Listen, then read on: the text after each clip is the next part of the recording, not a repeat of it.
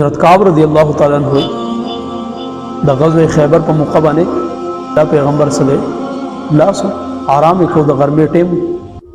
صحابم پراته دي وای ما قاتل یو ونه سره دا سره روانه ده لکه څنګه چې انسانان رواني تخفقت تخر الارض ده هغه د ازمکه سره وشله ولا او رسول الله د پیغمبر خو لاله او لږ شان تراخته شو بیر پلا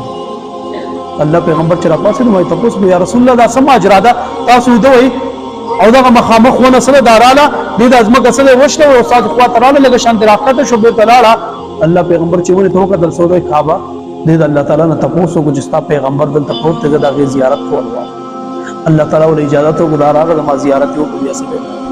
یعنی یو بیجان تمن سره وای یو بیجان شتا الله د پیغمبر د نبوت هغه د شخصیت سره پته ده لیکن ما واستغه یم جنریشن چې ځان ته ایجوکیټډ وای ما واستغه یم جنریشن چې ځان ته صحیح وای تعلیم یافته وای ما واستغه یم جنریشن چې ځان ته